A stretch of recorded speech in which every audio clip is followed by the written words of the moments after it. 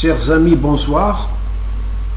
Dans le cadre de notre module Histoire de l'art, on va s'intéresser aujourd'hui à un courant moderniste, car il date du XXe siècle et qui comprend l'ensemble des procédés de création et d'expression comme la peinture, la musique, le cinéma, la littérature. Donc c'est un courant qui va englober plusieurs secteurs à la fois.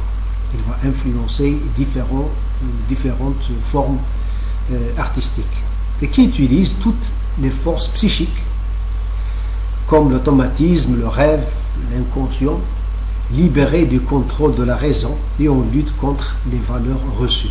Voilà une sorte de définition un petit peu de ce courant moderniste qu'on appelle le surréalisme.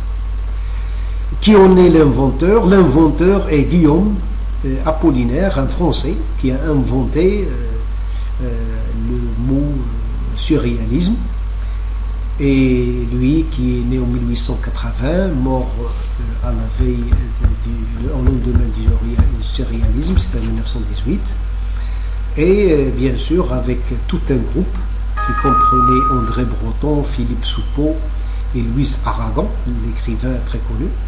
Ils forment le noyau du groupe surréaliste, où on trouve essentiellement des Français et des Espagnols.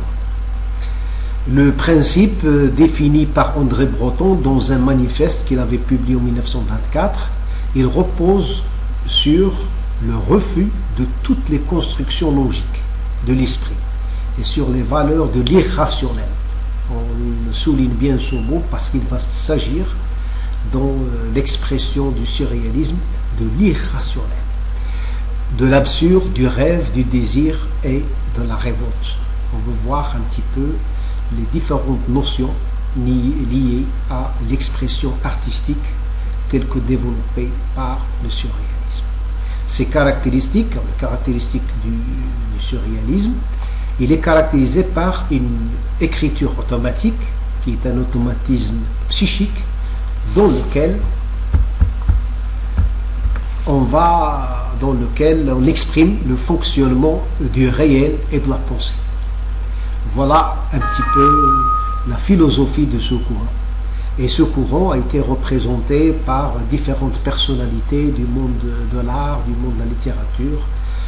Et on va évoquer certains représentants de ce courant. On va s'intéresser à 9 représentants de ce courant. Et on commence par la personne que vous êtes en train de voir, qui est Salvador Dali. Salvador Dali est un Espagnol, un peintre espagnol, mais aussi il s'est intéressé au cinéma. Et c'est lui qui avait écrit le scénario du Chien Indien, premier court-métrage du cinéaste espagnol Luis Buñuel. Lui, bien sûr, il a été connu et reconnu par ses moustaches. Ce sont des moustaches fines et ascendantes, et c'est une manière d'attirer l'attention, tout représentant de l'esprit du surréalisme depuis cette époque.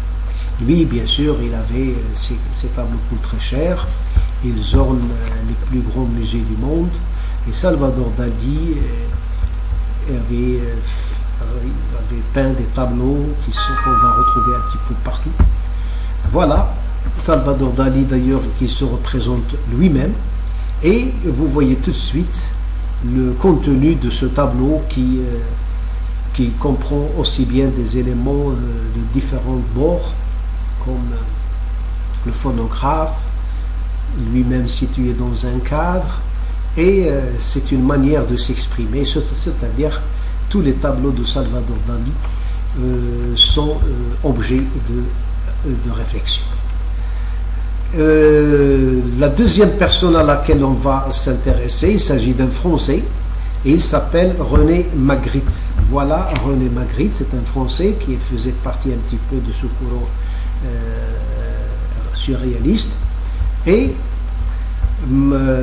René avait fait des tableaux aussi célèbres. On va voir un très représentatif de l'esprit du surréalisme de cette époque. Voilà, donc c'est un tableau qui donne à réfléchir. On voit tout de suite que l'artiste est libre de ses propos, et libre de s'exprimer. Tout est irrationnel, comme je l'avais évoqué tout à l'heure dans ce tableau. Donc il représente bien l'irrationalité des esprits, de la pensée. Et René Magritte est un peintre célèbre. Ces tableaux d'ailleurs, qui sont rares actuellement, ornent un petit peu les musées du monde les plus célèbres. De troisième personne, une personnalité assez connue du monde de l'art, Max Ernst. Max Ernst est un peintre qui est libre de ses propos. Voilà un modèle des tableaux qu'il peignait, et vous voyez tout de suite qu'il s'agit là d'un géant, il s'agit d'un monstre avec une tonalité humaine, un aspect humain, et voilà un petit peu l'esprit représenté dans la peinture de ces surréalistes. Un autre espagnol, c'est Juan Miro. Juan Miro, que vous voyez ici, il avait marqué son époque, l'époque contemporaine. Voilà un tableau parmi les nombreux tableaux peints par le peintre espagnol Juan Miro. Et son compatriote est beaucoup plus connu, il s'appelle Pablo Picasso. Et qui ne connaît pas aujourd'hui Pablo Picasso est un véritable représentant qui avait perduré un petit peu ce courant jusqu'à une date très récente. Voilà un tableau. D'ailleurs, tous les tableaux sont célèbres, ils sont très, très coûteux, et on les retrouve dans les musées les plus prestigieux du monde. Voilà, donc vous voyez la richesse au niveau des formes, tout est ambigu, donc il faut faire c'est une sorte d'intrigue que nous pose à chaque fois dans chaque tableau Picasso. Donc il va falloir lire attentivement, observer pour pouvoir décortiquer un petit peu le contenu très riche sur le plan des formes comme sur le plan de la couleur établi par Pablo Picasso, d'ailleurs, qui a été l'objet de nombreux films au cinéma. Yves Tanguy est un autre représentant de ce courant. Lui-même, il amplifie un petit peu le courant surréaliste par des tableaux tels que celui-là. Et vous voyez tout de suite qu'on passe beaucoup de temps à essayer de décortiquer, à déchiffrer un petit peu le contenu de ce tableau. Et ça exprime bien l'esprit surréaliste depuis les années 10, c'est-à-dire depuis 1917, date où se situent les origines du surréalisme.